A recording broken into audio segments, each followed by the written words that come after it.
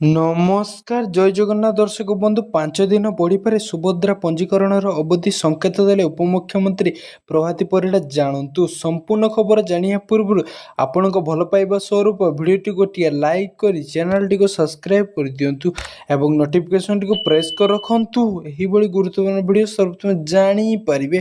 ଭିଡ଼ିଓଟିକୁ ଶେଷ ପର୍ଯ୍ୟନ୍ତ ଦେଖନ୍ତୁ। ତା ସହିତ ଆପଣ ଏହି ନ୍ୟୁଜ୍ଟିକୁ କେଉଁ ଜିଲ୍ଲାରୁ ଦେଖୁଛନ୍ତି ଆମକୁ ତଳେ କମେଣ୍ଟ ମାଧ୍ୟମରେ ଜଣାନ୍ତୁ।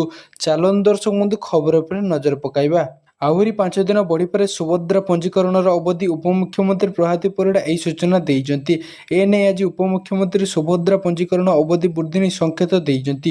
ଉପମୁଖ୍ୟମନ୍ତ୍ରୀ କହିଛନ୍ତି 21ରୁ 60 ବର୍ଷ ବୟସରେ ମହିଳାଙ୍କ ପାଇଁ ଆରମ୍ଭ ହୋଇଥିବା ଏହି ଯୋଜନାରେ ନୂତନ ହିତାଧିକାରୀ 1 ଏପ୍ରିଲରୁ 30 ଏପ୍ରିଲ 2024 ମଧ୍ୟରେ ଆବେଦନ କରିପାରିବେ। ଆବେଦନକାରୀଙ୍କ ସଂଖ୍ୟା ବହୁତ କମ୍ ଅଛି, କିନ୍ତୁ ସମୟ ପର୍ଯ୍ୟାପ୍ତ ଅଛି। ଯଦି ଟେକ୍ନିକାଲ ଅସୁବିଧା ଯଦି କେଉଁଠି ହେଉଛି ତାହେଲେ ଆମେ ଆଉ 5 ଦିନ ସମୟ ଅବଧି ବଢ଼ାଇ ଦେବୁ। ଉପମୁଖ୍ୟମନ୍ତ୍ରୀ ପ୍ରଭାତୀ ପରିଡ଼ା କହିଛନ୍ତି ଯେ ଏପ୍ରିଲ 1, 2024 ସୁଦ୍ଧା 21 ବର୍ଷରୁ 60 ବର୍ଷୀୟ ମହିଳା ବା ଯୁବତୀମାନେ ପୂର୍ବରୁ ସୁଭଦ୍ରା ଯୋଜନା ପାଇଁ ଆବେଦନ କରିନାହାନ୍ତି, କେବଳ ସେମାନେ ହିଁ ଏହି ଅବଧି ମଧ୍ୟରେ ନୂତନ ଭାବେ ଆବେଦନ କରିପାରିବେ। ମହିଳାମାନେ ସାଧାରଣ ସେବା କେନ୍ଦ୍ର ବା CSC ବା ଆମ ସେବା କେନ୍ଦ୍ର ମଧ୍ୟରେ ସୁଭଦ୍ରା ପୋର୍ଟାଲ ମାଧ୍ୟମରେ ଆବେଦନ କରିପାରିବେ।